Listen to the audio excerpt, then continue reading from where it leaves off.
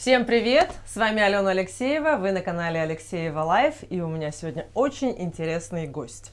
Я его пригласила не просто так, конечно, а в продолжении предыдущего выпуска, где кто-то писал, что выпуск ни о чем, причем через «не о чем» и слитно. Кто-то писал о том, что бедная Паша Бояркина, зачем вы так по ней прошлись, просто растоптали да растоптали. Ну и многим, конечно, понравилась тема, потому что помимо того, что на первый взгляд бросается на первый план, все-таки тему затронули довольно интересную, довольно важную и, я бы сказала, даже жизненно необходимую. Так все-таки, Николай Николаевич. Здравствуйте. Здравствуйте. Здравствуйте. Лизать или не лизать? Вот в чем вопрос. Я вам представляю Николая Николаевича Григорьева. Это врач, уролог, эндокринолог, андролог. Да. Руководитель клиники Дельта. Я о Николае Николаевиче вообще на самом деле у себя в Инстаграме уже давно рассказываю. Мы с Николаем Николаевичем сколько лет уже мы знакомы? Ну, уже порядочно.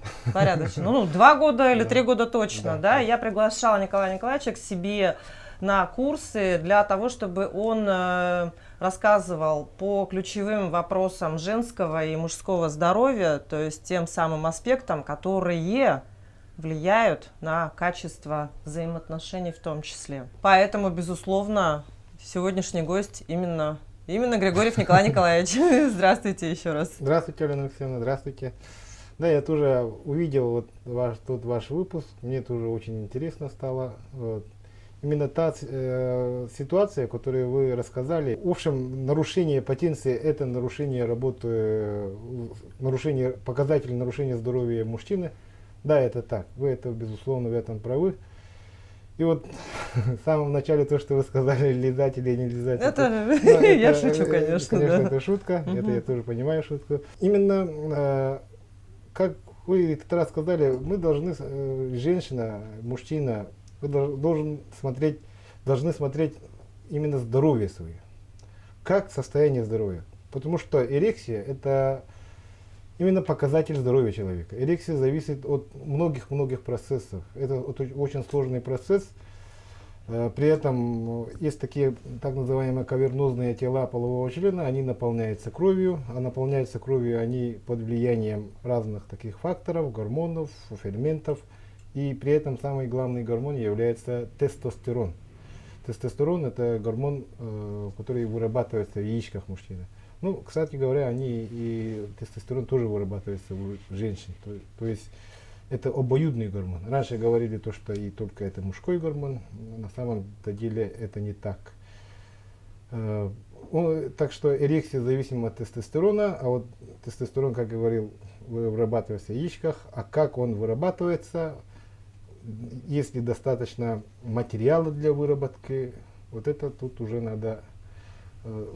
зависит от именно со здоровья человека. Ну вот смотрите, да, то есть вообще в принципе из-за чего как бы моя реакция была, да, почему я вообще в принципе этот сюжет туда включила, потому что, ну, во-первых, мы действительно с вами на каких-то лекциях эту тему обсуждали, что вы тогда говорили о том, что импотенция это как бы, ну, предвестник инфарктов и инсультов потенциальных. Именно он стопроцентный предвестник инсультов или инфарктов. Прямо 100%. Стопроцентный. Вот это вот образно, можно говоря, смерть канарейки в клетке. Ну, например, почему вот такое расхожее мнение пошло, да, пословица «смерть канарейки». Период, когда не было газовых анализаторов, в Англии шахтеры, когда вот рубили уголь в шахтах, они брали с собой клетку, а в клетке канарейки. Они ставили вот тот участок, который урубили вот эту шахту, и всегда смотрели вот эту канарейку. Если канарейка умерла, значит газовое состояние вот этой области шахты, она до того испортилась, что уже канарейка умерла. А вот это углекислый газ, он коварен тем, что человек не чувствует же ни запаха, ни этого. Просто падает, уровень углекислого газа поднимается, человек падает, теряет сознание. Поэтому они смотрели на эту канарейку, и по этой канарейке они смотрели, бежать отсюда или не бежать. Да? А вот именно вот сегодня эректильная дисфункция, не импотенция не называется, нет, а эректильное нарушение эрекции, эректильная дисфункция. Если, грубо говоря, сегодня не стало, завтра не стало, это говорит о том, что сосуды полового члена до того забились, что туда кровь не поступает. Мгм. В первую очередь забиваются маленькие сосуды. В первую очередь маленькие сосуды, потом среднего размера, а сердце это, вот, скажем, большого размера, чем размер сосудов полового члена. И вот сегодня эректильная дисфункция случилась, человек ничего не предпринимал, он жил как жил, курил как курил, питался как питался, толстел как толстел. Примерно 5-6 лет, и это всегда приводит к сосудистой катастрофе, либо инсульту, либо инфаркту. А вот сейчас помните, первая причина смертности, заболеваемости Якутии какая? Сердечно-сосудистая. Про это я тоже целый пост написала, но опять меня обозвали. Ой, сидит, умничает. Я вот за этими вашими постами слежу, вот, вашими выпусками. И очень хорошо, вот, что есть человек, который вот это все, ну, вот широкой публике это рассказывает. Почему-то со стороны врачей вот эти нюансы, ну, почему-то не рассказываются. Это, как я говорил, смерть канарейки в клетке. Если вот поэтому мужчина сегодня произошло что-то с эрекцией, он не должен стесняться, он должен бежать к врачу. Этому должна способствовать рядом именно имеющаяся любимая женщина. И любящая. Любящая женщина. Ага. И вот, скажем, такие методы насильного, так скажем, тут, я думаю, неприемлемы. Ага. Вот этим и мы должны увидеть вот, профилактика сердечно-сосудистых заболеваний.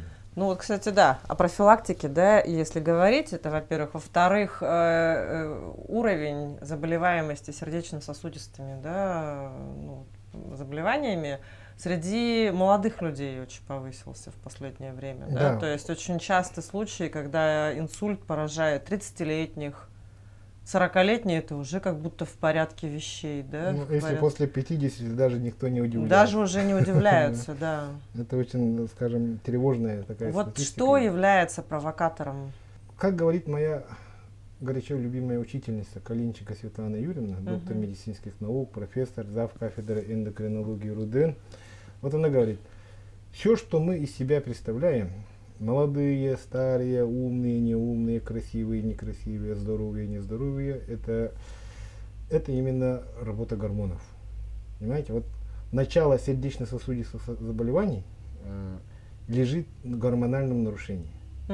Они даже, вот мои учителя всегда говорят, вся кардиология это не леченая эндокринология, говорят. Почему они так говорят? Вот есть начало сердечных сосудистых заболеваний. Вот почему сосуды начинают суживаться? Вот, например, сужение сосудов полового члена, а потом дальше пошло, до того дошло, что пошли сосудистые изменения коронарных сосудов, то есть сердечных сосудов, что привели к ишемии, там, инсульту, инфаркту. Это начинает суживаться. А сужение происходит за счет так называемая эндотелиальная дисфункция. Ну, по-простому говоря, внутренняя выстилка сосуда начинает отекать, суживаться, раниться. Вот эта рана начинает забиваться, закрываться холестериновыми бляшками. Все это сужение. Истончение сосудов, да? Ну, грубо говоря, износ. Даже не истончение, утолщение внутренней выстилки. А вот это вот утолщение, эндотелиальная дисфункция, это всегда нарушение оксида азота. НО, такое вот вещество, он именно эндотелием, внутренней выстилкой сосудов вырабатывается. А выработка эндотелием оксида азота это, во-первых, тестостерон зависимый процесс. Всегда тестостероновая недостаточность приводит к нарушению эндотелия. А нарушение эндотелия, вот внутренней выстилкой сосудов, это приводит к гипертонической болезни, ишемической болезни. То есть сначала снижается тестостерон? Да, пусковой механизм это снижение тестостерона. В русской литературе Иван Александрович Гончаров, вот, писатель 19 века, сделал вот такой, скажем, персонаж, да? Персонаж Обломов Илья Ильич, да? Он вот раньше думали то, что ну Обломов, значит он лентяй, значит он никчемный человек, всю жизнь лежал и за лентяйство лежал. Потом я вот думаю ретроспективно, когда стал специалистом, да, у человека всю жизнь не работали яички, тестостерона не хватало. Поэтому у него очень такой, скажем, характерный вид для тестостеронового недостаточности. Он толстый, он обрюзший, никакой мотивированности, все время лежит. Амбиций нет. Никаких амбиций. И в конце концов, самое характерное, да, он умер 42 года от апоплексического удара. Апоплексический удар – это по нынешнему инсульт, понимаете? Поэтому вот всю жизнь у него был гипогонадизм, то есть снижение функции яичек. Возможно, у него врожденная какая-то аномалия была. И за счет этого у него в конце концов произошел вот такая сердечно-сосудистая катастрофа.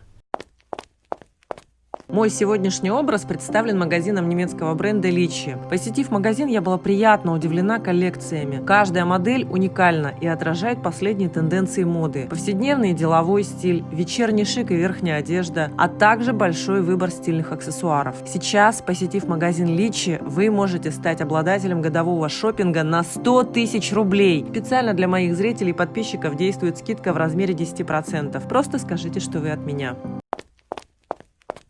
Почему снижается тестостерон?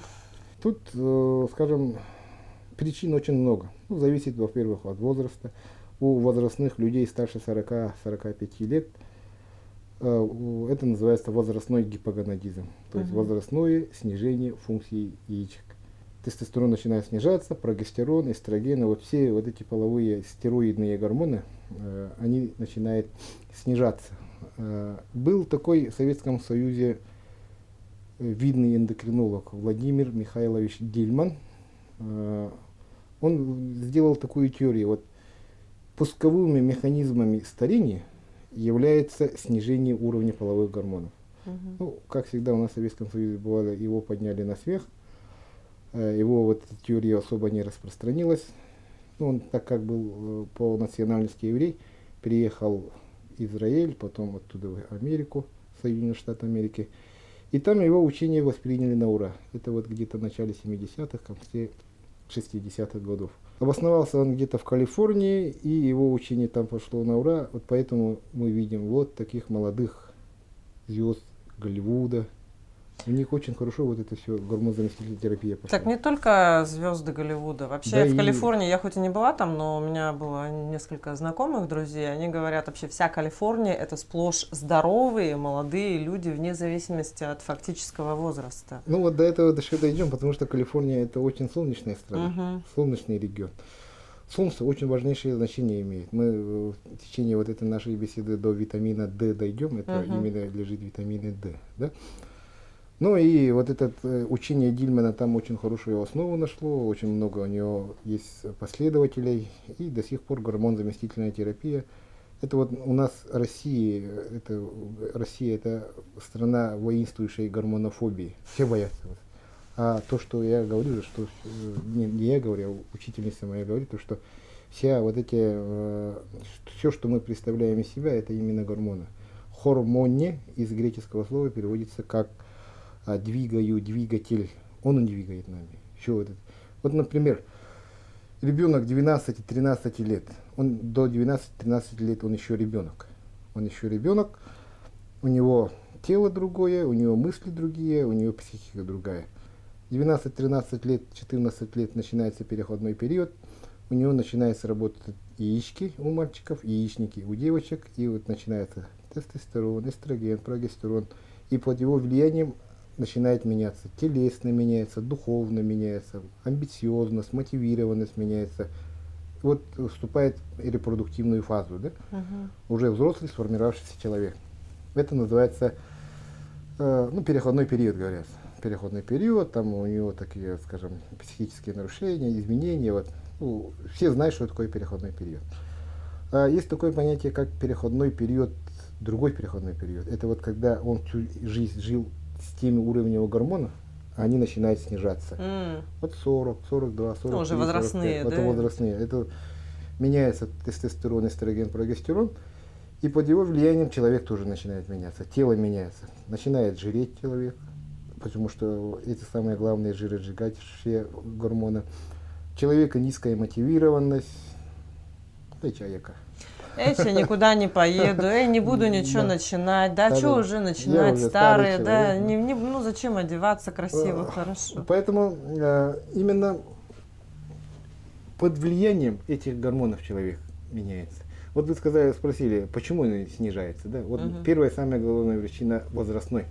Но это же индивидуально у всех. Это индивидуально.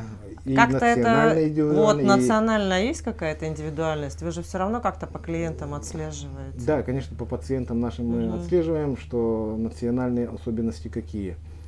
Вот сейчас особых таких национальных особенностей я не вижу. Но это же все равно какой-то условный ДНК, который заложен в определенной формации, да? Генетика все это, конечно, влияние делает, но есть такое понятие генетика, есть понятие эпигенетика, над генетикой. Если у человека даже очень хорошие гены, он всю жизнь, если пил, курил, кушал непомерно, социум, да, образ жизни. Образ жизни такой неправильный вел, хоть какая генетика будет, вот эту генетику мы все переломаем. То есть он стал над генетикой, вот своими действиями. А если, например, у человека бывает плохая генетика, да, генетически он предрасположен к какому-нибудь заболеванию, но он не сдался, он знает, что если он вести будет такой образ жизни, он обязательно придет к такому заболеванию, да? Поэтому он делает все, чтобы вот эти генетические заболевания не проснулись, чтобы не создалось условия для того, что вот эти они вышли, вот эти наружу, вот эти генетические заболевания. Он может и всю жизнь прожить, и вот эти заболевания не дожить, вот это, ну, не придут просто-напросто, потому что условий не создалось. Так что он опять же стал над генетикой, эпигенетика, над генетикой становится. Поэтому надо вот, скажем, именно знать свою генетику. Раньше мы Сахалар как генетику знавали, ну, по 3-4 колено спрашивали, кто чем болеет. А сейчас наука давным-давно вперед шагнула. Можно сделать простые генетические тесты. И на основании этих генетических тестов выстроить свою жизнь. Вот что у него, у человека, вот, возможно, непереносимость каких-нибудь продуктов есть, возможно, непереносимость, ну, плохое восприятие каких-то витаминов, ферментов. Все, если это мы сделаем по, скажем, науке, они могут и не возникнуть вот это состояние. У вас в клинике делаются такие? Да, мы вот такие вот это договорились с Новосибирской академгородком, и вот эти, ну, не так массово, но делаем. И люди удивляются. Оказывается, вот почему у меня вот такой, ну, скажем, характер такой, вот почему я сила, выносливость у меня низкая, почему у меня непереносимость хлеба, почему я, например, не худею. Есть же такие, все делают, занимаются спортом, все это вот, все правильное питание, ну не худеете все. А почему? Генетика там, слом генетических вот этих ВДР, рецепторов, каких-нибудь рецепторов не хватает, загаженные от рецепторы. Если вот эти все учетом этого сделать, у человека все очень хорошо идет. Дорогостоящий анализ? Ну, этот анализ делается один раз в жизни, потому что гены наши не меняются. Поэтому мне кажется, что любой работающий человек может себе позволить. Вообще, наверное, хорошо это сделать, ну, в каком-то относительно уже, да, взрослом, но тем не менее молодом возрасте, состоянии, чтобы на будущее уже знать, как именно сформировать свою жизнь. Чтобы потом не было такого, как говорится, мучительно больно. Если б я знала это раньше, как говорят некоторые. Поэтому где-то вот 20, 22, 20, ну, лучше, мне кажется, вот такие подарки делать своим детям. Детям, кстати, да. Это вообще отличный подарок. Айфон, этими айфонами никого не удивишь. Материальные вещи никого сейчас в нынешнем мире не удивишь. А вот если человеку подарить состояние, его генетическое состояние, это очень хороший подарок. Это на всю жизнь подарок. Если он будет этим пользоваться, возможно, что у него жизнь по-другому сложится. Так что это, наверное, в молодом возрасте. И вот тестостерон. Вот мы сказали то, что именно есть возрастное снижение уровня тестостерона, вот это клетки яичек начинают уже снижаться, функционально снижается, тестостерон снижается, возрастное снижение. Ну, сейчас очень я много вижу у молодых людей, понимаете, у молодых людей. Бывает такое, что врожденные аномалии каких-нибудь, вот врожденные какие-нибудь аномалии, которые привели к нарушению функциональности яичек. Это можно увидеть, вот, визуально как можно видеть. Ребенок, мальчик родился, например, И есть яички, но работают эти яички или не работают, мы еще пока ничего не можем сказать, потому что в детском возрасте скажем, тестостерон, эстроген, прогестерон, они еще не вырабатывают. Мы должны дождаться до Полового созревания. да, процесса 12-13 лет.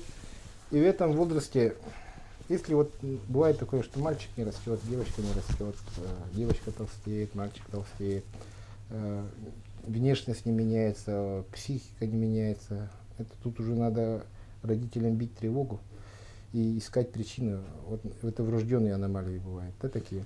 Можно, да, Конечно. дополнить? Потому что некоторые, наоборот, очень сильно напрягаются, когда подростки ведут себя агрессивно, ну или как-то очень активно, или как-то вызывающе, да. Ну, такие обращения нередки со стороны мам, допустим, ко мне, да. И я зачастую успокаиваю, говорю о том, что это, наоборот, норма. Да, то есть, если ребенок ведет себя в подростковом возрасте таким образом, то с высокой долей вероятности у него все в порядке, да, как раз вот то, что вы говорите, да. А если наоборот идет, ой, у меня такой спокойный подростковый период был, вообще незаметно прошел. Из дома не выходил. Из дома не выходил, ничего не делал, ничего не нарушал, да. Ну, конечно, фактор воспитания тоже очень большой. Безусловно, да. Но все-таки 14-15 лет ребенок, если ребенок хоть какой фактор воспитания, все должно все выплеснуться, все должно как-то измениться. Вот характеристика, амбициозность, мотивация, как говорится, максимализм, юношеский максимализм какой-то. Сепарация, опять же, невозможно отделиться от родителей, если ребенок не проявляет себя таким образом. А они должны готовиться к постепенному взрослению и отделению. Да, именно вот это. Именно к этому должны готовиться. А вот у молодых людей 20, 25, 30, 35 лет тоже бывает такое, что уровень тестостерона вообще низкий, очень обрюшье. Ну вот тот же, который я вам сказал, Обломов, Илья Ильич. Вот, таких сейчас Обломовых очень много. Что можно им делать? Ну надо, скажем, в первую очередь диагностировать. Есть ли у него нарушение или нет нарушения. Есть такое понятие, как порочный круг. При этом у них же такой же порочный круг создается. У человека снижается уровень тестостерона, нарушается жиросжигающая функция. Жиросжигающая функция нарушается, жир всегда давяще действует на яички, на репродуктивные органы, на выработку сперматозоидов, на выработку гормонов всех этих. Вот они снизились, жиросжигающая функция еще снизилась. Жира еще больше стало, тестостерон еще. Вот такой порочный круг образуется. Именно диагностика, именно врач должен помочь именно в этом. Посмотреть, на каком этапе произошел сбой. Инсулина слишком много, сахар слишком много, то есть глюкоза, тестостерона слишком мало. Витамина D слишком мало. Витамин D при этом обмене очень самое главное значение имеет. И тогда вот именно помощь в этом нужно так. Помощь врача, помощь специалиста. И человек бывает то, что вот за 2-3 месяца вообще поразительно меняется. Клеткам не хватало, клеткам дали, клетки начали нормально реагировать, нормально восстанавливаться, нормально питаться, нормально дышать. И вот, скажем, процессы жиросжигания происходят очень мощно тогда. Естественным образом. Естественным образом. Даже тут спорт не нужен. А вот смотрите, вы говорили чуть ранее о гормонозаместительной терапии, да? То есть в данном случае это речь именно о гормонозаместительной терапии или это что-то какое-то комплементарное, дополнение какое-то идет? Ну, гормонозаместительная речь, скажем, решение о гормонозаместительной терапии всегда должна восприниматься индивидуально. Вот индивидуально каждый человек, ни в коем случае я не говорю то, что все начинаете употреблять тестостерон. Не, это понятно, опасно, да, это конечно, опасно. у всех же своя форма и свои конечно, дозы свое и так вот далее. это восприятие какое. Но если у человека есть симптомы гормонального дисбаланса, врач-эндокринолог, врач-андролог, врач-уролог, врач-терапевт даже, врач-человек, имеющий врачебную специальность, владеющий этим, обучающийся этому, он индивидуально должен подходить к этому, о гормонозаместительной терапии. Старше 45 лет, это мне кажется, что всем нужно какую-то степень гормонозаместительной терапии. Если человека не хватает, а свои яички не вырабатывает, нужно выносить извне. точно такой же химической формулой, точно такой же, скажем, именно биоидентичные. А вот у молодых людей, вот, например, лечение ожирения, лечение, вот, скажем, эректильной дисфункции той же, лечение, скажем, бесплодия. Ага. Тут мы должны подходить индивидуально. И если мы будем ждать, пока собственные яички будут вырабатывать то количество тестостерона, эстрогена, прогестерона, чтобы у него изменился метаболизм, мы можем годами ждать это. Поэтому, чтобы дать толчок метаболизму, дать толчок, скажем, развитию сперматозоидов, ну, при бесплодии, мы обязательно думать должны о гормонозаместительной терапии. Дозировки там, конечно, совсем другие, дозировки, кратность другая, скажем, продолжительность другая. Понятно, это индивидуально. Да? Я просто хотела узнать, насколько, допустим, принцип, да, я сейчас не говорю о том, что вот пейте все или принимаете там какие-то определенные формы, но просто мне было интересно, допустим, если вот какая-то недостаточность того же тестостерона у молодых людей, да, и у возрастных, это принцип, подход будет тот же самый? У молодых людей мы должны обязательно смотреть, искать первопричину. Первопричина низкого уровня тестостерона, который привело Чаще это что на вашей практике? Дефициты. Чего? Дефициты основных микроэлементов, макроэлементов, нутрицептиков, витаминов. Самый главный витамин в нашем организме, сейчас даже он и не витамин, говорится, а гормон D, витамин D, ну по старинке мы будем называть витамин D. Да? Мы живем в регионе очень низкой солнечной активности. У нас солнце июнь, июль, август. И то вот 3 месяца от силы солнца у нас светит, под которым можно получать достаточный уровень витамина D. А витамин D, он для, вот скажем, стероидогенезе, то есть выработки стероидных гормонов, он какое значение имеет? Когда, вот всегда говорили, холестерин вредный, слышали? Да, ну давно когда-то. А холестерин это самое главное тоже, вот, главное вещество организма. Холестерин связывается с витамином D, из него вырабатывается гормон под названием прегнинолон, он гормон надпочечников. И вот с этого надпочечникового гормона прегнинолона вырабатываются все вот эти эстроген, прогестерон, тестостерон, яичниковые гормоны. Если у человека не хватает витамина D, откуда? Он является прогормоном, то есть из него он материал. Если материала не хватает, откуда вы? Поэтому мы у молодых людей обязательно измеряем уровень витамина D. Обязательно смотрим полиненасыщенные жирные кислоты, смотрим. Обязательно хватает ли человека кислорода. А кислород, он связывается с железом, феррум. Железа не хватает, кислорода не хватает. Кислорода не хватает, все, обменные процессы не идут тем путем, который они должны идти. Главным, скажем, условием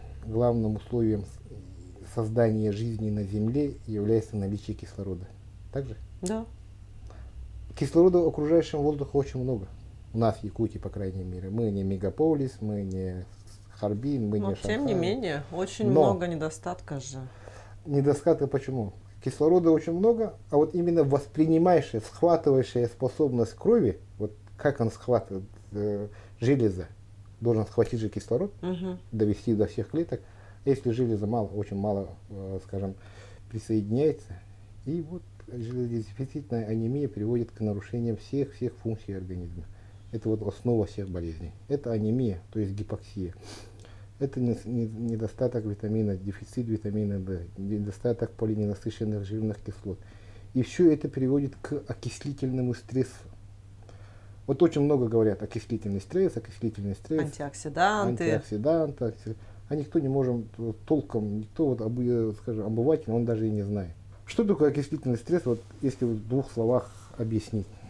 Это вот недостатки вот всех этих веществ привели к тому, что в организме образуется очень много молочной кислоты, лактата. Вот эта молочная кислота, лактат, окисление приводит к нарушению функции клеток. Повреждается клетка. Ну, кислота же. И, скажем, вот эти окислительные процессы, это основа всех болезней. Вот даже именно запамятовал, немецкий ученый получил еще в 1938 или 1934 году Нобелевскую премию. Он сказал, нету никакого заболевания, есть окислительный стресс. То есть окисление приводит к болезни. А вот это болезнь это проявление окислительного стресса. Ну вот его дословно его слова. Так что вот если у человека сегодня не встало, это говорит о том, что человек находится в страшнейшем окислительном стрессе, страшнейшем дефиците тестостерона, страшнейшем дефиците витаминов D, полиненасыщенных жирных кислот. Вот тут. Вы же знаете, ну я не знаю вообще в принципе, насколько вот как мне пишут подписчицы мои, да, в основной своей массе, что говорят, да, мы-то понимаем, допустим, вот Да. ну, какие-то вещи я им рассказываю, да, Вот в постах загнать, или там в прямых эфирах. Но мужа как привести? Потому что мужчина, он, несмотря на то, что, может быть, у него уже тестостерон на какой-то там крайней границе находится, но вот его сознание о том, что как это он мужчина, пойдет к врачу вообще. Да. Сейчас как-то меняется это? Да нет, мужская природа никогда не меняется. Ну, у меня появляются клиенты-мужчины, которые интересуются вопросами психологических каких-то вот корректировок, поэтому я все время думаю, что это какой-то общий тренд. Понимаете, вот медиками, психологами, все вот это есть уже давным-давно доказано, что мужчина всегда преувеличивает свое здоровье, преувеличивает собственное я. Ну, природа мужчин такая. Ну, амбиции. Амбиции. Да. Что, в принципе, хорошо, с они одной не стороны. любят, они не любят обращаться за помощью. Ну, психология мужчин такая. Они переоценивают свое здоровье. Вот бывает так. Сегодня приходит мужчина Мгм. ко мне на прием, да? У меня всегда был вопрос такой, как у вас дела с либидо, половым желанием, половым аппетитом? Какие у вас, как у вас дела с эрекцией? Есть ли утренняя эрекция? Нет утренней эрекции? Как с потенцией? Как частотой полового акта в течение недели, вот если вот такой промежуток возьмем, да? Очень многие говорят, вообще хорошо говорят. 3-4 раза в день могут говорить. Раньше я по неопытности думал, ну действительно может быть такое, да? По истечении некоторого времени приходит его жена на прием. Ну вот говорит же, ну вот обычно вот приходил к вам мой муж, ну как-то он загнал мужа, потом она сама пришла и говорит, ну я тогда по неопытности говорил, ну я вас без всякой задней мысли говорю. У вас с ним хорошо, это оказывается муж очень, скажем, ну, форма мужа у вас нормальная, у него половая конституция жеребец. Хорошая, да, типа жеребец. У женщины вот такие удивления в глазах. Это не мой. Кто приходил, говорят? Ну, ваш муж вот такой же. Такой-то, такой-то. Да. И как у него, у меня интересуется, да, вот в последнее время, конечно, я женам ничего не говорю про это. Ну, потому что я вот просто сейчас представляю, наверное, какая-нибудь среднестатистическая женщина подумала бы, что у него есть любовница, да? Где он это все слил. Вот я к этому и говорю, то что я говорю, ну, у вас же 3-4 раза в день даже может быть. У женщин таких говорят, а где это же он, сукин сын, 3-4 раза в день может?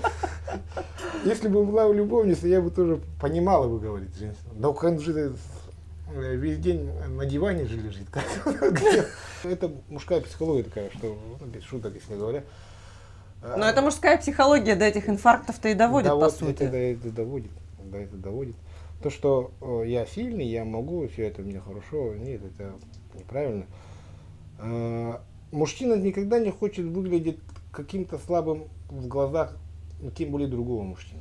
Мужчины, важнее быть, а не казаться, понимаете? Идите к доктору.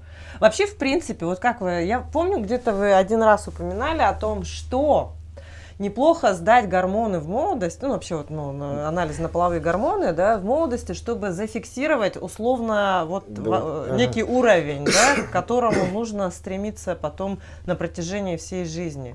То есть это, получается, принцип гормонозаместительной терапии, да, то есть изначально вот уровень. Если мы его все время подтягиваем до уровня нашего молодого состояния, да, то есть это как бы наша некая индивидуальная норма, так Да. получается? Ну вот индивидуальную норму мы должны взять, ну, вот, период от 25 до 30 лет. Но при этом у человека должно быть все хорошо. Если у него есть дефициты, у него, значит, и 25 не будет низкий. Ну, да, Да. да. Поэтому мы должны устранить все дефициты, все у него должно быть хорошо. В это время должны зафиксировать уровень гормонов. Вот стероидных гормонов, всех этих 9 видов гормонов. Тут опять же возникает дилемма такая. Верить ли всем анализам? Вот тут это опять, как говорится, собака зарыта. В научном, скажем, в западном научном мире вот определение уровня гормонов по методу иммуноферментного анализа, который сплошь и рядом у нас и в России делается, Не считается, да? и Якутии, тем более только ИФА анализами делается, это, к сожалению, не идет.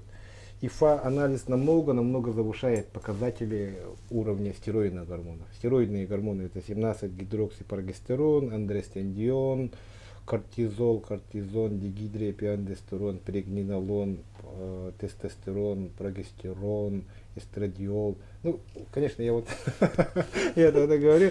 Для многих это ничего не означает, кроме как, ну, которые на слуху там тестостерон. Ну, суть вообще в чем, да? Суть в том, что ИФА-анализ, Завышает. он завышает, и это тот, который берется из вены, Из вены, правильно? из вены. А более точный это... Более точный, самый точный, вот опять же возвратимся к кафедре эндокринологии РУДН, профессор Калинченко Светлана Юрьевна. Вот они подарили, можно сказать, всему миру очень, скажем, ну, всей России, очень такой настоящий метод определения. Это определение по слюне. Именно в слюне выходят гормоны, вот эти в свободном его состоянии. Вот, например, если наглядно покажу. В свободном состоянии, потому что в крови эти гормоны, они переносятся на клетках-транспортерах. Соответственно, это как бы увеличивает удельный вес. Молекулярную массу. Да, молекулярную вот, например, массу. одна молекула тестостерона выработалась на, ну, скажем, яичниках и женщины или яичках мужчины. Вот она должна распространиться по всему организму. Во все клетки имеется рецептор к тестостерону, например, да? Но она не может пройти сама. Как вы сказали, да? Вот, скажем, ну, условно говоря, утрированно, удельный вес вот этого молекулы тестостерона вот таков, да? Но так как он не может идти по организму сама по себе, ей обязательно нужен белок-переносчик, глобулин, белок-переносчик. И вот с этим белком-переносчиком вес стал намного больше. Сюда еще присоединяется глобулин, связывающий половые гормоны, который тормозящий гормон. И когда мы из вены берем и смотрим, мы смотрим все вот эти, скажем, все вот эту структуру. И белком-переносчиком, совсем. Еще плюс к этому стероидные гормоны, они очень похожи друг на друга. Химическая формула эстрогена, тестостерона, прогестерона. Они мимикрируют. Мы берем тестостерон, а еще тогда мимикрировался там прогестерон, там эстроген может мимикрировать и надпочечниковые гормоны. И как будто по крови его очень много, достаточно. А на самом деле? А на самом-то деле он очень низкий. А вот почему по слюне самый, скажем, точный метод? Да? Вот это же та же молекула тестостерона, когда выходит через слюнные, скажем, железы, это он тончайший фильтр. Он разбавляется от белка переносчика, от глобулина, связывающего половые гормоны. Вот поэтому слюна выходит в чистом его виде. Вот поэтому люди целуются в губы. Это обмен слюнами идет. Полезная вещь. Сегодня же приду домой. Потому что вот женщина, целуя своего мужа, чувствуя его слюну, женщина чувствует тестостерон, флюиды тестостерона. Это сила, это эрекция, это либидо, это защита. В общем, как за каменной стеной. Вот чувствует это. А мужчина, целуя свою женщину, чувствуя его в слюне эстрогена, это, скажем, подсознательно это на уровне флюидов, чувствует ее эстрогены. А эстрогены это что? Это влажность, это красота, это нежность. А то сахалар по-другому же целуются же, нюхаемся же мы. Ну, это очень тонкая вот эта структура, да? Если даже человек, это называется смарт-диагностика, когда человек в страхе, человек, когда в гневе, человек, скажем, в горе, либо радости, он источает Адреналин, не, да, не только адреналин. Ну, все Меняется вся гормональная структура. Ага. И дети природы, скажем, которые не отошли от природы, да, они вот это очень чувствуют это. Вот, например, почему якуты вот друг другу понюхали, и, возможно, просто так понюхали, должны были спросить какой-нибудь вопрос. А этого понимаете? достаточно было, да? А вот понюхали вот этого человека, ну вот, ну, не будем, конечно, демонстрировать. А то хотелось бы. Не, ну просто коронавирус и дистанция, да? Человек мог задать этот вопрос, но почувствовал какое-нибудь его состояние, лучше этот вопрос не задавать.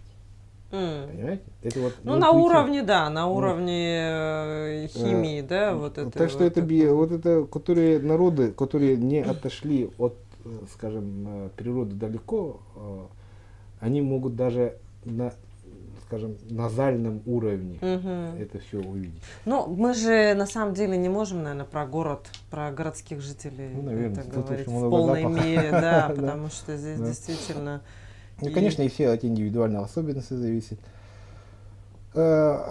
Мои учителя всегда рассказывают, ну, спрашивают, почему, знаете, почему сейчас очень много разводов, говорят? Ну, ну-ка, интересно. Очень Почему? много вот этих, ну, характерами не сошлись, ну, как обычно говорят. А почему характерами не сходятся? Почему они до сближения быстрые, скажем, они не узнали друг друга? Вот, например, собаки, там, песы, волки, они, как говорится, если друг друга... Снюхались. Вот именно, что снюхались, понимаете? То, что мы источаем запахи, это наше гормональное состояние запаха издает. Если, в период ухаживания все только делают, что намываются, да, но все равно, без конца, вот именно все душатся. Молодому человеку, например, моделируем такие ситуации. Молодому человеку нравится очень девушка одна, да? Ну, девушка нравится, и запах ее нравится, и все хорошо, поженились. А оказывается, это был не ее естественный запах. Все она вот этими изменила. Понимаете? Изменила. Потом это, ну, не каждый же день она будет, когда семейная жизнь пошла. Особенно, когда родила ребенка и дома сидит, да. У них уже, скажем, гормональный дисбаланс. Он же, как думал, снюхался, он нашел себе самку, пару. Оказывается, у этой пары действительный уровень, скажем, эстрогенов, тестостерона, прогестерона совсем другой. То есть это как бы некая физиологическая физиологически правильный подбор своей пары, да? Именно через нюх. Именно через нюх. Интересно. В общем, молодые люди, девушки, если вы сейчас в периоде активного конфетно-букетного, ухаживающего, да, так сказать, не надо мыться несколько дней. Ну, чтобы действительно... Сходите хотя бы на одно свидание вот такими, какие вы есть, естественными. И потом посмотрите, получится у вас снюхаться или нет. Вот это вот будет, скажем, намного физиологично. Естественно. Да, естественно. Наш нос – это самый древний орган. Самый древний орган анализатора. У нас какой анализатор есть? Есть чувствительный, тактильный. У нас все, наверное, самый древний. Нет, самый из самых древних, самый нос. Тактильный, зрительный, слуховой анализатор. А самый чувствительный – это, скажем, носовой. Именно то, что мы нюхаем. Вот это самое. Вот, например, как это я могу доказать вам, да? Вы пришли на рынок. Я стою, торгую мясом. И говорю: пожалуйста, покупайте мясо. У вас слуховой анализатор сработал. Пожалуйста, покупите мясо, очень хорошее мясо. Ну, я рекламирую. Слуховой анализатор сработал, сигнал пошел в головной мозг. Вы заинтересовались. Первым делом, что вы делаете? Вы смотрите это мясо. Зрительный анализатор начал работать. Смотрите, там прожилка, мясо какие, сало есть, не сало есть, в общем, общий вид какой. Красный, зеленый вот какой, да? Если у вас зрительный анализатор дал добро, дальше вы, например, потрогали. Через перчатку. Ну, пускай даже будет через перчатку, но потрогал. И решение вы какое принимаете? вы решение принимаете, берете, нюхаете это место. Понимаете? То есть окончательное решение дает именно То есть нюхательный. истина, последняя инстанция, да, именно. Может мясо очень хорошо выглядеть. Может хорошо, хоть какие рекламы можно пустить. Но он может тактильно очень хорошо, вот мягкое, вот это. Но понюхал, если есть запах, вы же не будете покупать. Так что именно нюхательный анализатор, нюх это самый наш главный вот анализатор. Поэтому, говорят, снюхались. Флюиды. Так, вот вы какие-то очень интересные предметы, вот помимо сантиметровки. Кстати, зачем сантиметровка? Это и сантиметровка, и определитель, я вам это скажу, и динамометр. Это для, скажем, быстрой диагностики. Диагностика не должна быть такая, что человек пошел и сдал миллион анализов, да? Там тысячи там анализов, на сколько-то там денежные суммы потратил, МРТ, КТ, там. Зачастую они и не нужны. Человек должен сам себе анализ, вот, скажем, диагностику сделать, есть ли у меня нарушение или нет. Если есть нарушение, найти врача, и врач должен назначать, КТ нужно или не нужно. А то у нас сплошь и рядом какие-то чек-листы есть. Чек-листы это совсем неправильная методика. Не, но это же тоже своего рода чек-лист. То есть на чем основывается? Вот, например, это смарт-диагностика. Любой смарт это быстрый один. У нас сейчас век смарт идет, быстрый век. Мы должны быстро хоть в любом месте диагностировать человека. Вот мы говорили то, что у человека, если низкий уровень тестостерона, начинает человек толстеть. А вот определить, вот есть ли у человека тестостерона недостаточно? Давайте на мне определим. Ну, наверное, не будем. Почему? У вас все равно вы боитесь, что вдруг обнаружите? Нет, ни в коем случае. Я уверен, что все у вас нормально. Мы вот этому поводу тоже разговаривали. Вот, например, вот любая женщина, есть ли у мужа некоторые тестостероновые недостаточности или нет? Как она может? Вот любая сантиметровая лента в любом доме есть. Должен измерить объем талии в области пупка. Именно в области пупка, не выше, не ниже. И если у человека с тестостероном все хорошо, значит нет абдоминального типа ожирения, в сантиметровой ленте не должно быть, скажем, не должно быть выше 93 сантиметров. Если 90 сантиметров и выше, это говорит о том, что уже пошел абдоминальный тип ожирения. Уже ожирение пошло. И ширина кости, рост, вот это все не влияет, конечно, да? То есть любой мужчина, если его талия в районе пупка превышает 93 сантиметра, то это уже говорит о каких-то зарождающихся процессах, да? Да, это уже процессы нарушения, пошло нарушение процессов жиросжигания. У женщины этот показатель какой? У женщины в области пупка тоже не должно превышать 83 сантиметров. 83. Да. Мы как-то в каком-то эфире мы измеряли вам, у вас было намного меньше, чем 83. Ну, у меня так это, в зависимости от сезона, это плавающий показатель, но 83 я обычно не набираю. Ага, 93. Вот если у человека больше 93 сантиметров, я таких сейчас очень много вижу. Вот невооруженным глазом видно. Даже дети. Да, вот если больше 93 сантиметров, это говорит о том, что у человека идет процесс ожирения, а процесс ожирения это гормонально-метаболические нарушения. В первую очередь нехватка тестостерона. Нехватка тестостерона самого главного липолизного гормона. Ну это вот тоже, да, параллель действительно. Люди набирают вес, ну, жиреют, да, если уж так сказать. И амбиции тоже автоматически снижаются. Да, амбиции в виде уверенности в себе, да, в виде желания что-то творить, что-то созидать, что-то делать. И вот действительно превращаются в Обломовых. Полежать на диване. Ну вот если он превратился в Обломова и будет лежать, ну еще невелика беда общества, скажем, да? А если вот такой человек ходит какие-то там, скажем, работает, например. Еще плюс к этому работает руководитель. То что тогда?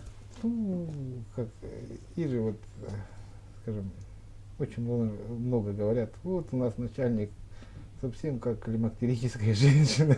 Вы имеете в виду, что поведение меняется, что ли, Конечно, вот тоже? уровень тестостерона меняется, Ага. у человека становится совсем другой характер. Это не тот человек, который он был в молодости с хорошим достаточным уровнем Мгм. тестостерона. Человек становится ворчливым, сварливым, никакого вот это... В Фейсбуке таких полно. Прям пачками сидят, комментируют там в пабликах. Да, Ага. да, вот именно то, что человека можно по комментариям увидеть, Да. какой у него уровень тестостерона. Это точно. Да, вот точно. Вот в прошлом году я написал, скажем, пост в Фейсбуке, или где написал Ну, про соцсети. приезд Бузовой. Ага, Помните, вот Бузова переезжала. ага. Ну, я считаю, что приезд Бузовой в любой город, ну, пускай приезжает, пускай поет, пускай даже мужчины даже пускай на Бузову ходят. Я ничего не об этом говорю. Но если на завтрашний день начинает поливать грязью, вот в социальных сетях там комментировать, обсуждать, какого цвета трусы, там, то, что неправильный макияж, неправильная укладка, и все, если это мужчины делают, то это говорит об опасной тенденции в обществе. Так То, сейчас же много таких мужчин. очень много, очень много. Мужчин, которые действительно обсуждают вещи. Я все время читаю и думаю, господи, боже мой, я себе просто не могу представить, чтобы мой муж или мой папа Вот, именно. вот сидели и вот это вот все писали. Им, во-первых, в голову бы это не пришло. Ну, вот нормальный мужик не должен... У него времени же не должно быть на это, правильно? Ты не выше должен быть этого. Понимаете? Это же Обломовы, которые лежат на диване, да? Да, это Да? обломы, вот это лежат. Да, тот Да. мужчина, у которого с тестостероном все в порядке, он же бегает где-то, мамонта же убивает, правильно? Да? Ну, мама-то не мама. Ну, я имею в виду, добывает что-то, Да-да-да, добивается конечно, чего-то, да? Он мотивированный, он амбициозный, у него альфа-качества очень высокие. Мгм. Ну, все вот эти качества, которые присущи мужчинам, да? Мгм. Есть якутская пословица «кен каустахтин». Это вот дословно, вот это широкоплечий, Мгм. широкоплечий. Кен каустахтин — это вот человек спокойный. Скажем, он выше всего этого. Вот какие-то там передряги, там пускай лаются, пускай это... Ну, короче, не до трусов Бузовой. Мгм. Понимаете? Вот когда у человека кен каустахтин, то есть это говорит, это очень емкое выражение. Это говорит о том, что у него спина уже стала. Сузились плечи. да. То есть Обабился, грубо говоря. Да, Да? именно Я обабился. сейчас ничего не про Мгм. женщин, не про Да-да-да. мужчин конкретно, но вот именно как бы в простонародье. Да, он стал, скажем, нервозным. Вот я таких, вот когда в поликлинике работал, всегда в очереди видел. Мгм. Вот пришли на прием к врачу, сидят, лаются. Вот кто сегодня раньше пришел, кто сегодня позже пришел. Если вот мужчина вступает в вот такие перерекания с женщиной из-за очереди, там крики, наоры на всю поликлинику, на весь коридор, это говорит о том, что мужчина больной. С тестостероном проблемы. Не только тестостероном. Тут у него очень большие проблемы. Что вот именно вот эти проблемы ударили на психику. У него тормозящих факторов из тела, что он, если уступает перерекание. Ну, точно так же вот в социальных сетях. Вот весь день вот ругаются, вот сидят, пишут. Ой, некоторые же просто без остановки вообще. Да. Ты им слово анти-10. Так что это именно показатель нарушения работы организма. Возможно, до сих пор они и не знали, что больны. Так что простительно. Ну да. Но. Возможно, вот после таких, скажем, в широкую публику, если вот будут доктора приходить, вот специалисты своего дела рассказывать, возможно, у кого-то проснется вот это, скажем. Я для этого, собственно говоря, все это и делаю. Да, это правильно. Очень это вот оздоравливает общество. У вас много случаев таких, вот, которые вот когда вот приходит реально истеричный мужчина, а потом, допустим, пройдя какой-то курс определенный, да, индивидуальный, он потом превращается в самого себя. Ну вот это вот, скажем, сплошь и рядом, можно сказать. Да? Действительно, вот когда клетке дать того, чего не хватает, человек меняется. Мы никогда не должны лечить человека, мы должны лечить клетку. Наша ошибка стандартной медицины в том, что мы лечим человека, мы лечим его симптомы. Голова болит, головную боль боремся, давление, мы давление снижаем. А мы должны лечить клетку так, чтобы у человека не болела голова, не поднималось давление, эрекция все хорошее была, либидо хорошее То, было. что все взаимосвязано, Конечно, да? именно мы первопричину должны лечить. Мы должны лечить клетку, а клетка это функциональная единица всего живого. А смотрите, вот холистический подход, это об этом? Или холистический подход, это речь о том, что вообще все всеобъемлюще и комплексно рассматривается? Именно холистический подход, который вот в России распространяется нашими учителями, именно состоит в этом. В клетке, да? Именно в клетке. Мы все облемы со всех сторон мы должны лечить, выяснять, почему клетка не так работает, и лечить эту клетку, почему, чтобы она хорошо работала. Метод Дзюба. Так назовем его, да? Да, так назовем. Вот хорошо или плохо? Да? В этот раз говорили, то, что, ну, конечно, для познания собственного я, собственного тела, это вполне обычные вещи. Как я врач-уролог-андролог говорю, да? Но метод Дзюбы полностью никогда не заменит полноценный половой акт. Вот. Почему? Вот, скажем, что такое процесс семяизвержения, да? Вот сперма, когда выходит из уретры, наружное отверстие уретры, сперма сама образуется в предстательной железе. Простата, простатит, вообще у всех на слуху есть, да? Консистенция, скажем, мужского семени, это вот консистенция слизи из носа. Так же? Ага. Если мы нос долго не будем Я сморкаться... воспитанная девушка, я промолчу. Если мы долго не будем сморкаться, слизь в носу превратится в, ну, так называемую козюлю. Так же? Это в нашем климате, Ну, сухом. Это в сухом климате. Ну вот, пускай вы в сухом климате. Примерно такая же ситуация происходит в предстательной железе. Козюли? Да, сперма превращается в козюлю. Я вот сотню операций сделал на предстательной железе.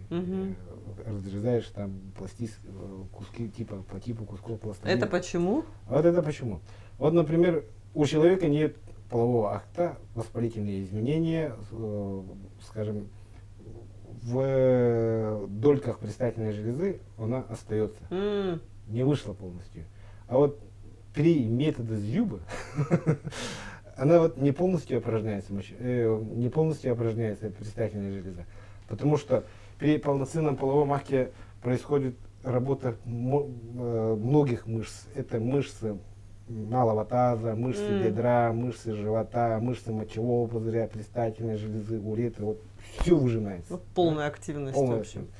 А при, скажем, таком удовлетворении. У тебя одна рука свободная, ты вообще можешь себя снимать. Не напрягался.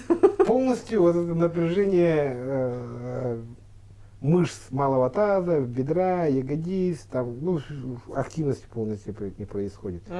Так что это с точки зрения урологии это полностью не заменяет половой акт. Не заменяет. Возвратимся опять же про наши вот гормоны. Гармония гормонов. Мы сегодня остановились, ну, тематика такая пошла, что мы основной упор делаем на гормоны яичниковые и яичниковые. Да? Гормоны тестостерон, прогестерон, эстроген. Раньше говорили, что тестостерон это сугубо мужской гормон, а эстроген это сугубо женский гормон. Ничего подобного. И те есть у тех, и тех. Да? У тех есть. Да? Сейчас очень много есть бесплодных пар. Очень много. Кстати, да. Каждая четвертая пара бесплодная сейчас получается. Чуть ли не так. Да?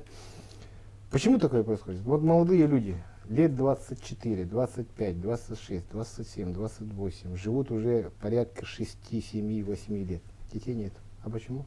Сейчас выросло то поколение, которое родилось в 90-е годы, когда все развалилось. Понимаете?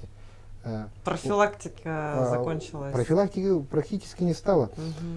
Вот опять же, тут возвращаясь к витамину D и омега-3 полиненасыщенным жирным кислотам. Мы, люди советского времени, дети советского времени, все это на себе испытали, всю мощь советской медицины. Всем давали насильно рыбий жир. Это он назывался рыбий жир. А в рыбьем жиру, в советском рыбьем жиру всегда содержался витамин D. То есть, что двух зайцев сразу убивали. Это был комплекс, да? Это комплекс омега-3 кислоты с витамином D. Каждый день давали, в детсад давали, в школе давали, рабочим тяжелых промышленностей давали, всегда давали. Тем самым детям, когда дают, создается энергетический потенциал клеток. Закладывался. А вот выросло целое поколение, которое ни разу не попробовали ни витамин D, ни омегу-3 кислоты. Это вот 90-х, когда вот все это пертурбации все начались, вот эти, пошли какое-то неправильное обучение. Неправильное вот, с точки зрения, скажем, ну, наверное, враги народа. Я так считаю. Ну да, уже иначе и не подумаешь. Начали говорить то, что если день вот так под солнцем 15 секунд показать руки под солнцем, то достаточный уровень витамина D можно накопить. Чушь. Вот и вот эти люди выросли, сейчас 26-27, и вот у них пришло время репродуктивного периода, а вот у них нет. А почему? Тестостерона мало, эстрогенов мало, прогестерона мало. Вот если тестостерон, эстроген у женщин маленький, вот уже проблема выработкой яйцеклеток.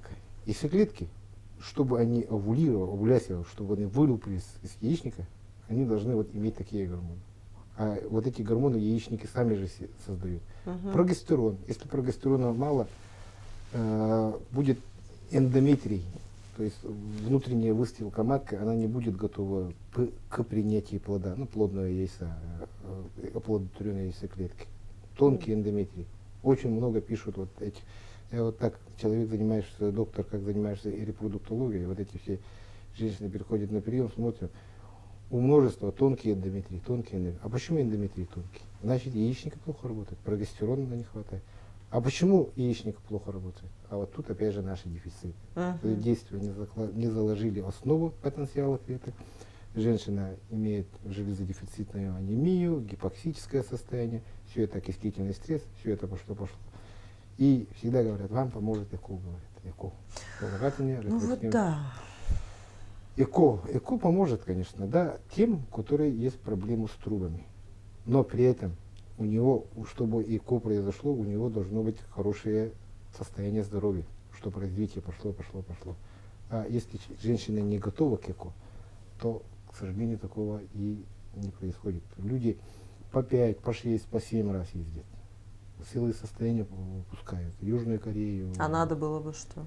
А надо было бы посмотреть, именно что не хватает, чего не хватает. Вот это добавить. Всегда все гениальное, простое. Мы не должны страдать от, как говорится, горя от ума. Мы не должны вот искать, ну, конечно, должны искать, я неправильно выразился, мы должны, но всегда надо искать с поверхности. Ну, простые какие-то вещи, есть да? Дефициты, То есть, допустим, если вообще вот так вот перевести на рецепт приготовления, там, не знаю, бисквита, да, то есть там 4 яйца, к примеру, там стакан сахара, муки, там, да. Соответственно, без сахара не будет бисквита. Ну вот в таком, да, роде, без яиц, соответственно. То есть нужно, необходимо именно восполнять то, чего не хватает. Именно чего не хватает. Вот клетку мы восполним, вот тогда и репродуктивные вот эти очень... То есть по факту можно стать полноценно здоровым, ну вот. Да. Надо понять то, что рожают, вот рожают здоровые особи.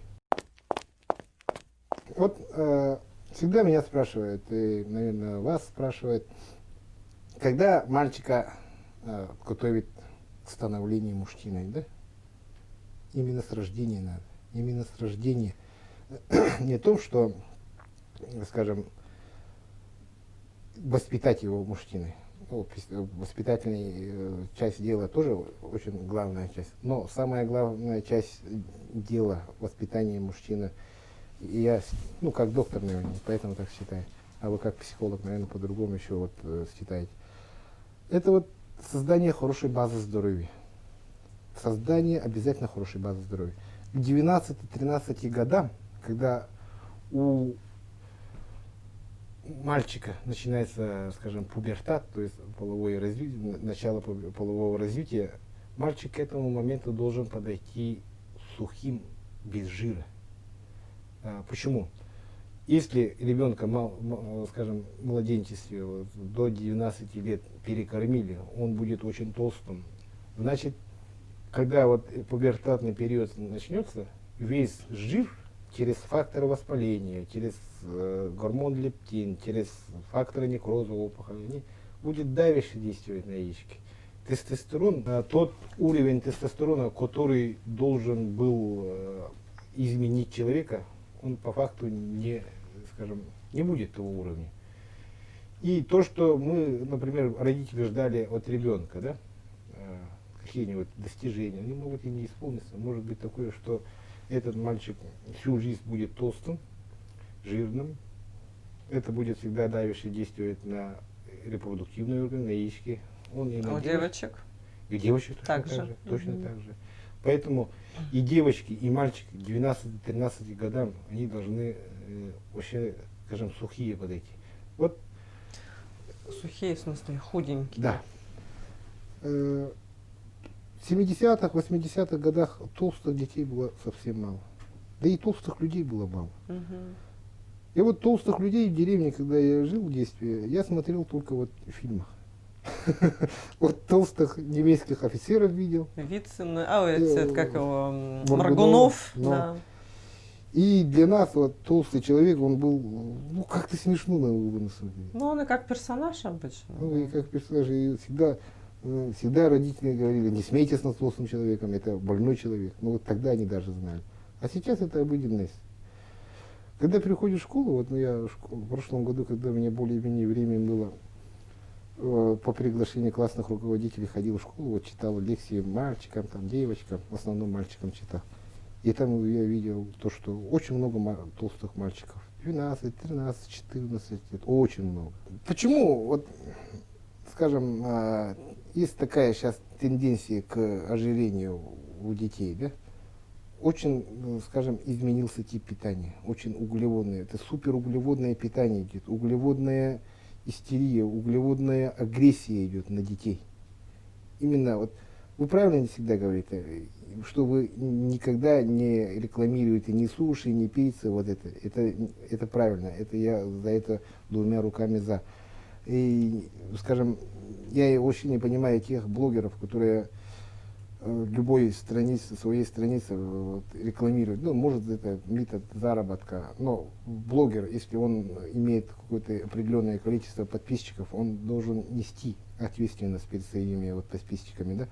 И вот создается впечатление у неокрепших людей психикой, ну, детей, то, что если человек успешный, он питается суши, он питается пиццей, он пьет кока-колу, пепси-колу, да, это суперуглеводная агрессия. И возникает стереотип успешности человека. Вот неукрепшей психикой это очень плохо действует. Поэтому пицца, суши, вот доширак, вот эти. Все это вообще не наше, это неправильное питание. За счет этого, если еще у ребенка имеется дефицит основных вот это, микроэлементов, витаминов, очень-очень быстро вот нарушаются обменные процессы. Полгода, год, уже все, начинает человек жиреть при таком питании, при таком низком объеме движения. Поэтому мы детей должны именно приучать к правильному питанию, чтобы в будущем из него создавался успешный человек, успешный гражданин, счастливый человек, чтобы его вот, скажем, желания, те мечтания, которые связываются с этим ребенком, чтобы они в будущем исполнились, большую ответственность несут родители. Ну, он не слушается, это неправильно. Он этого хочет, это тоже неправильно. Вы должны, вот родитель должен именно любым путем как-то донести до ребенка, что это вот такой тип питания, это не подходит. Это родителям самим нужно, во-первых, не есть. Правильно. Вот это Именно все. надо Потому что дети всегда только на примере, на демонстрации. То есть в лекцию можно рассказать о чем угодно, но если показывать другое... Конечно. Все болезни передаются через ложку и вилку. Я абсолютно согласна с вами в этом вопросе. Я все-таки замечаю, что так или иначе общество медленно, постепенно, но двигается.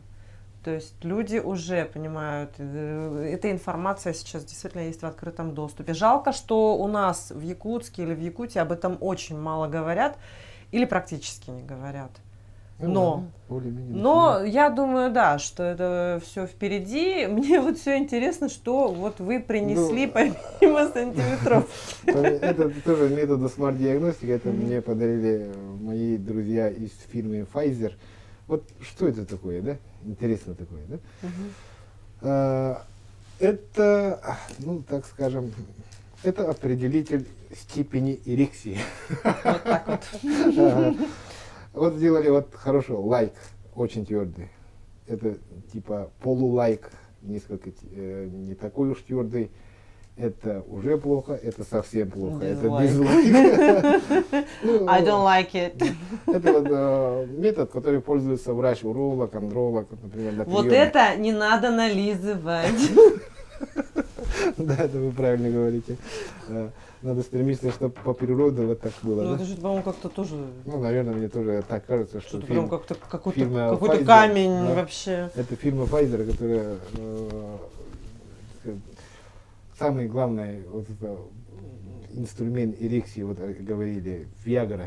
Pfizer это производитель Viagra. Может, они с рекламной силой вот так может больше. быть, да. А может быть, просто вообще понизить самооценку всем, кто трудится. Раньше, когда я учился в Хабаровске, я учился кафедра урологии, андрологии, они рассказывали, ну вот профессор Война Ясенинский научил, в степени эрекции, как лоб, это хороший, как нос, это не так уж хороший. Как надутая щека, это совсем плохо. Ну, у него не было такого стенда, да? У него такого стенда не было, вот поэтому. А вот это вот. А вот это называется динамометр. Динамометр – это определитель силы, скажем, энергии мышц. Да? Это тоже метод смарт-диагностики. Любой мужчина, женщина может в домашних условиях такое сделать. Если тестостероном все хорошо, женщина должна выжить от 30 до 40, если нет никаких дефицитов. А мужчина должен выжить выше 45 и должно быть удержание. Обычно так бывает. Женщина выжимает 10-15. Мало когда я вижу, когда женщина выжимает 30. Вот вы сегодня выжили 30, вы молодец. У вас нет дефицита. А мужчины, чтобы выше 45 выжили, ну тоже единицы так выжимает. Это очень быстрый метод диагностики. Они продаются где-нибудь? Везде продаются. Да? Человек может утром встать, выжить, какое у него состояние. И утром, я вот сегодня подумал, что такое утром. Есть такое понятие, как утренняя спонтанная эрекция. Это показатель, тоже очень большой показатель уровня здоровья мужчины.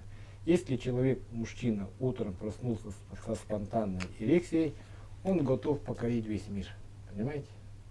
Он уже, у него самосознание поднялось. Только из-за того, что спонтанно все это так происходит.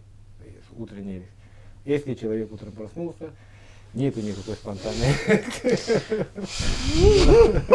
И пошел. Да.